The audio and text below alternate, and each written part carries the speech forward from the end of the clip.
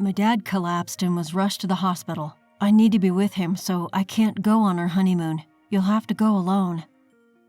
Suddenly, my eagerly anticipated honeymoon was canceled. My husband insists I should go alone, but who on earth goes on a honeymoon alone? When someone appeared in front of me the next moment, I felt my legs go weak. There stood my father-in-law, who was supposed to have been taken to the hospital. Father-in-law, why are you here? My name is Sarah. I've been living with Mark for 5 years, and he finally proposed just this summer. Reflecting back, these 5 years felt long. After dating for about a year, we started visiting Mark's parents' home, and he also had the opportunity to meet my out-of-town parents. Yet he kept saying, "We'll get married once work stabilizes," without making a firm commitment. Eventually, he began jokingly suggesting, "Why don't we just stay like this?" This started to concern me. "Mark, I'm approaching 30. If you're not going to be upfront with me, we should break up." After saying all that, Mark finally proposed to me.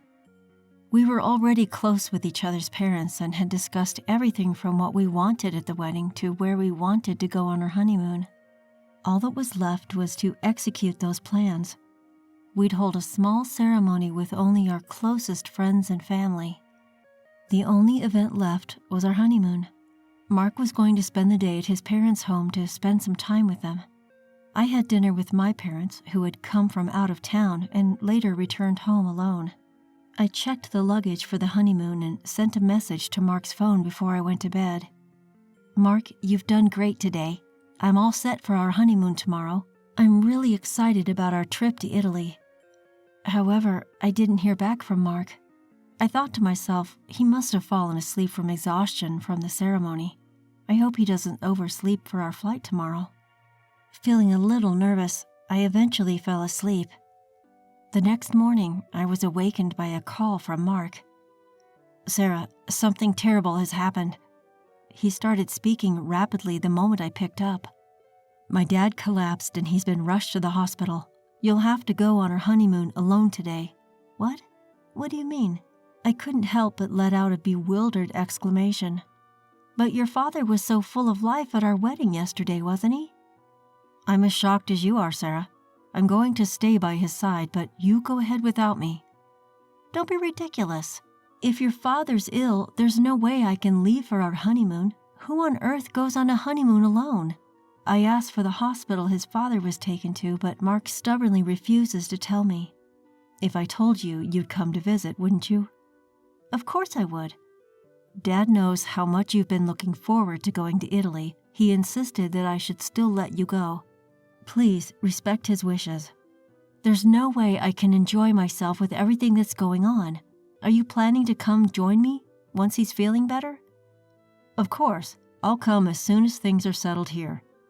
"Settled? Don't jinx it by saying as soon as things are settled. Please, let me handle things here and proceed to Italy as planned. I'm about to arrive at the hospital, so I won't be able to pick up your calls. Talk to you later." Wait, Mark." Without listening to my attempts to communicate, he abruptly hung up the phone. I tried to call back immediately, but it seemed like he had turned off his phone. With no way to reach him and not knowing the name of the hospital, I couldn't rush to my father-in-law's side. As I stood there, feeling helpless, suddenly the doorbell rang. The moment I opened the door, I felt my legs go weak. Father-in-law? Standing at the door was my father-in-law, who was supposed to be in the hospital after an emergency transport. "Your legs, they're okay. I'm glad." What are you talking about?" My father-in-law looked clueless as I made sure I was not seeing a ghost. "Are you feeling all right?" "Eh? Oh, I drank a bit too much at the wedding yesterday, but I felt great by the time I got up this morning. I'm definitely sober by now, and I was able to drive fine, so I came to pick you up after dropping Mark off." "After dropping Mark off?" "Yeah, you're going on your honeymoon, right? I dropped him off at the station, but then I realized I should have come to pick up you too. Let me take you to LaGuardia." I was quite confused. My father-in-law, who was supposed to be in the hospital, and Mark, who was supposed to be accompanying him there, and drop my son off at the station? Nothing made sense. That's when I realized something. My father-in-law mentioned LaGuardia. If we're going to Italy, we should be going to JFK, not LaGuardia Airport. You just said you'd take me to LaGuardia, but our honeymoon is in Italy. Oh yes, that's what I thought too. I was surprised when Mark told me this morning. We've changed at the last minute and decided to go to Alaska instead. Alaska? The more I heard, the more my mind was filled with question marks. Mark said, "We're going to Alaska." Yeah, he did. He left a note in the car. My father-in-law showed me a post-it that Mark had dropped off in the back seat. It had the name of an inn in Alaska and a flight from LaGuardia to Ted Stevens Anchorage International Airport written on it. The moment I saw it, the puzzle pieces began to click into place.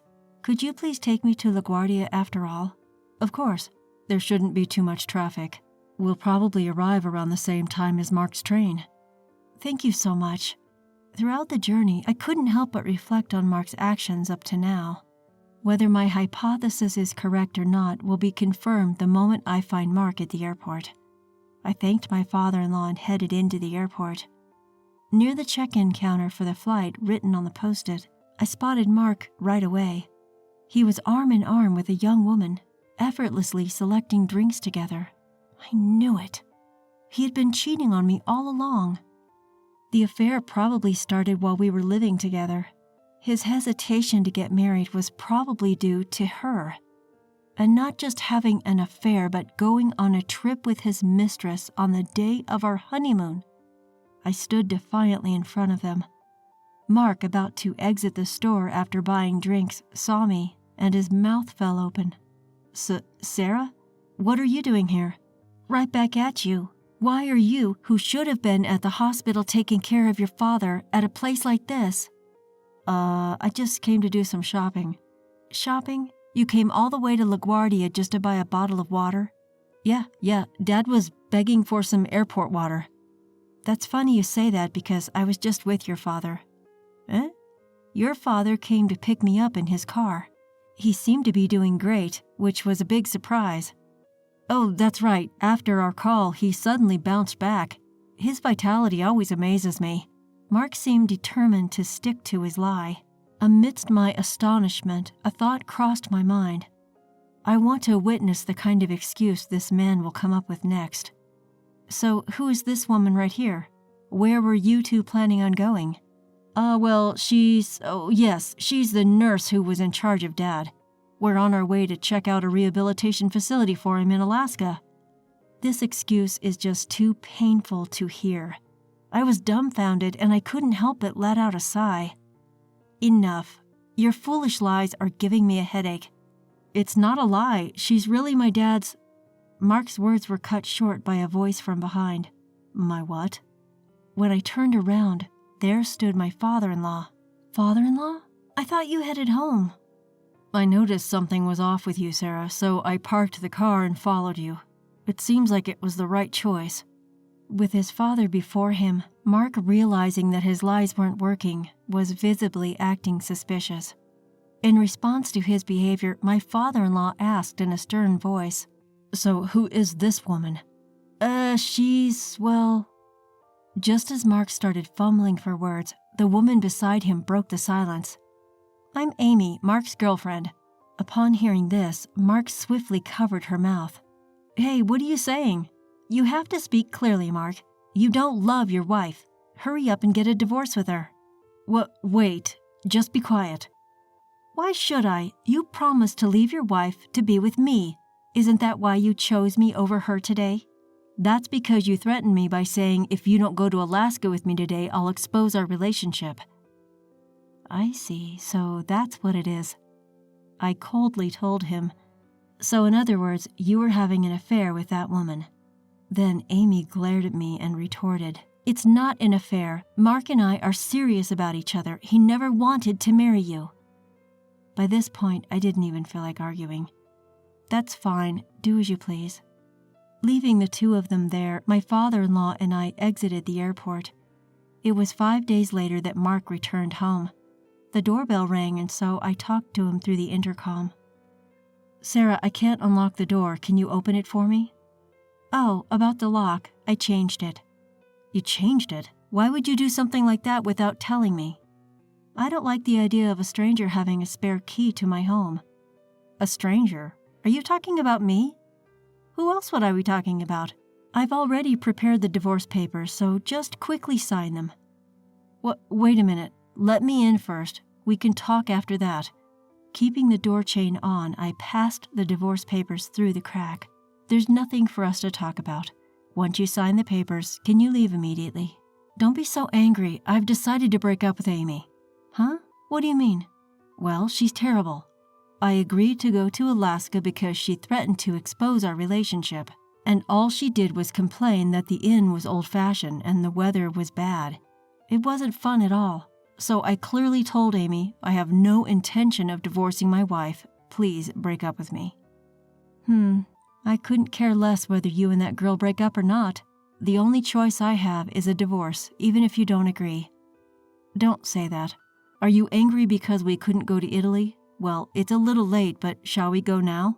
Are you out of your mind? How can you even suggest that?" I was wrong to think that I could have a reasonable conversation with him for even a second. There's no way a man who cancels his honeymoon and goes on a trip with his mistress has a reasonable thought process. "Sign the divorce papers right here, right now. And also, sign this document." I handed him another document through the crack. "What is this document?" I had prepared this through a lawyer while he was away on his trip.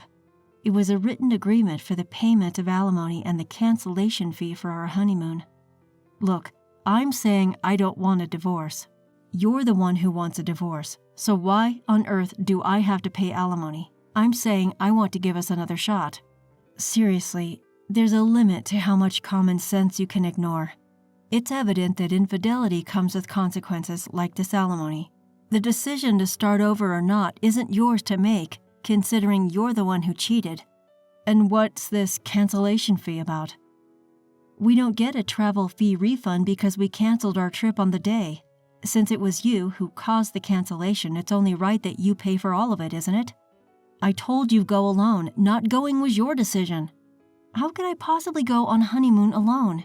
Not only that, but you also lied about your father being critically ill to cover up your affair. There's no way I could have gone in that situation. Well, I really wanted to go to Italy with you too, but I was threatened by Amy and had no other choice. You wouldn't want your husband to lose his job because he's exposed at work, would you?"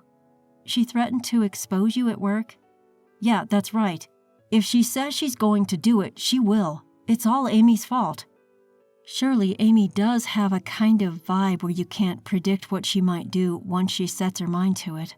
Considering she even declared, 'I'm his girlfriend,' directly to his wife, she must be quite a wild one." In fact, I was relieved. With an opponent like Amy, Mark would self-destruct even if I didn't do anything. All that was left to do was somehow to get him to sign the divorce papers.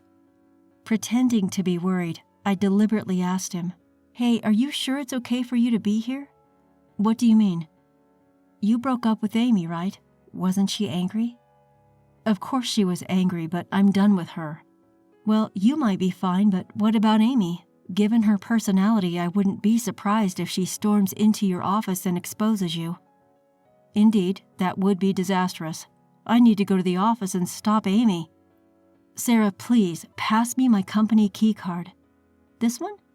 I pulled out Mark's company key card from his drawer and showed it to him. "Yeah, that's the one."